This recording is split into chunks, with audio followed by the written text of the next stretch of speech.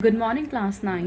This is chapter 4, Structures of Atom, and in this chapter we have done with the topics of electron, protons and neutrons and facts about those. Today's topic is valency. So, valency is defined as the combining capacity of the element. यानी कि कोई element किसी और element के atoms के साथ कितना combine कर सकता है, that is valency. It is determined by the number of valence shell electrons present in the atom. यानी कि जो वैलेंस शेल में जितने इलेक्ट्रॉन्स प्रेजेंट होते हैं उसके ऊपर ये डिपेंड करता है टोटल, और हम उसी से डिटरमाइन करते हैं कि उसकी वैलेंसी कितनी है. फॉर एग्जांपल, जो हमारा हाइड्रोजन का एटम होता है उसमें सिर्फ 1 इलेक्ट्रॉन होता है. उसका जो आउटर शेल होता है उसको स्टेबल करने के लिए हमारे पास एक कॉन्फ़िगरेशन नंबर होता है, that is 2, 8, 8, 16, 16, 32, 32. So this is the configuration number. जब उसके पास इलेक्ट्रॉन ही 1 है तो वो वहाँ पर जो उसके आउटर शेल है वहाँ पर वो 2 की वैलेंसी कंप्लीट कर ही नहीं पाएगा. सो दैट्स वाई वो क्या करता है, अपना जो इलेक्ट्रॉन है वो किसी और के साथ या तो किसी को वो डोनेट कर देता है, यानी कि लूज़ कर देता है अपना इलेक्ट्रॉन, या फिर किसी के साथ पेयरिंग बना लेता है, या फिर जो वो है वो कोवलेंट बॉन्ड बना लेता है.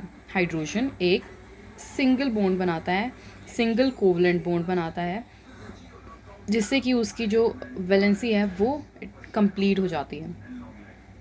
Atoms of elements having the electrons present in the outermost shell of an atom are known as the valence electrons. और जो बाहर वाले शेल में, किसी भी एटम के बाहर वाले शेल में जितने इलेक्ट्रॉन्स प्रेजेंट होते हैं, those electrons are known as valence electrons. Atoms of elements having a completely filled outermost shell show little chemical activity. जिनकी जो आउटर मोस्ट शेल है वो कम्प्लीटली फिल्ड होती है, वो ऑलमोस्ट स्टेबल होते हैं और वो थोड़ी बहुत ही केमिकल एक्टिविटी शो करते हैं. देयर कंबाइनिंग कैपेसिटी और वैलेंसी इज़ ज़ीरो. वो किसी और के साथ कंबाइन नहीं कर पाते, उनकी वैलेंसी जो होती है वो क्या होती है, that is zero. For example, we know that the number of electrons in the outer most shell of hydrogen is 1 and in magnesium it is 2. यानी कि हाइड्रोजन में 1 जो इलेक्ट्रॉन होता है, आउटर मोस्ट शेल में 1 इलेक्ट्रॉन होता है, and magnesium में 2 इलेक्ट्रॉन्स होते हैं. Here therefore the valency of hydrogen is 1. So that's why, क्योंकि उसकी जो आउटर मोस्ट शेल है उसमें सिर्फ एक सिंगल इलेक्ट्रॉन है, उसकी जो वैलेंसी हो जाती है that is 1, and it can easily lose 1 electron and become stable, और वो वहाँ पर बिल्कुल स्टेबल हो जाता है. And on the other hand that of magnesium is 2. यानी कि मैग्नीशियम के आउटर मोस्ट शेल में सिर्फ 2 इलेक्ट्रॉन्स होते हैं, लेकिन उससे पहले वालों में भी होते हैं 8 कम्प्लीटली फिल्ड होते हैं. As it can lose 2 electrons easily and can attain stability.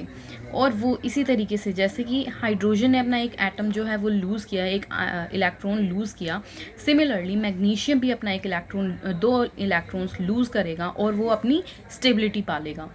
This phenomena is known as valency. Moving next to our next topic, that is atomic number. The number of protons found in the nucleus of an atom is termed as the atomic number. यानी कि एक nucleus, किसी भी एक atom के nucleus के अंदर जितने नंबर ऑफ प्रोटॉन्स मिलते हैं, that is known as its atomic number, and it is denoted by the letter Z. Here, mass number and the representation of an atom.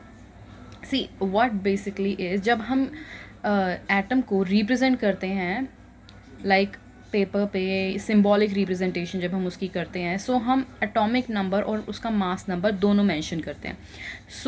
उनको हम किस फॉर्म में मेंशन करेंगे, we are going to read this in this topic. Protons and neutrons are present in the nucleus. जो protons और neutrons होते हैं वो न्यूक्लियस के अंदर प्रेजेंट होते हैं. The mass number is the total of these protons and neutrons. इसलिए जो उनका मास नंबर होता है वो sum of protons and neutrons होता है. Here we have an example. For example इन्होंने यहाँ पर मैग्नीशियम का जो है नंबर, मैग्नीशियम का आपको एग्जाम्पल दिया है. Here this is the symbol of the element that is Mg. It means magnesium, and we all know that the atomic number of magnesium is 12. So it means atomic number only contain protons. So वहाँ पर protons कितने हैं? 12. Here on the upside, this is the mass number. So mass number is the sum of protons and neutrons. So this is how we represent an atom. Now moving next to our next topic, that is isotopes. Isotopes are defined as the atoms of the same element. सबसे पहले तो जो isotope होते हैं वो एक same element के atoms होते हैं जिनके जो एटॉमिक नंबर होता है वो बिल्कुल सेम होता है, लेकिन उनके एटॉमिक मासेस डिफरेंट होते हैं, यानी कि number of protons plus neutrons different होते हैं. For example in hydrogen we have 3 isotopes of hydrogen. First one case, it is protium, that is hydrogen 1. इसमें जो इसका मास नंबर है that is 1, यानी कि इसमें इसके पास सिर्फ एक सिंगल प्रोटॉन है. As I have told you this earlier in our last class that the protium isotope of hydrogen does not contain neutron in it. So this is protium, its mass number is 1. This is hydrogen 2, that is deuterium, its mass number is 2, जो कि इसमें एक proton present होता है and एक neutron present होता है. So its mass number is 2. And here this is hydrogen 3, that is tritium, mass number 3. इसका जो मास नंबर होता है वो 3 होता है. Here 1 proton and 2 neutrons, so this makes tritium. Next is isobars, atoms of different elements with different atomic number which have the same mass number are known as isobars. वो different elements जिनका atomic number different होता है लेकिन उनका atomic mass बिल्कुल same होता है, those are known as isobars. For example, calcium and argon, these two have same mass number, that is 40.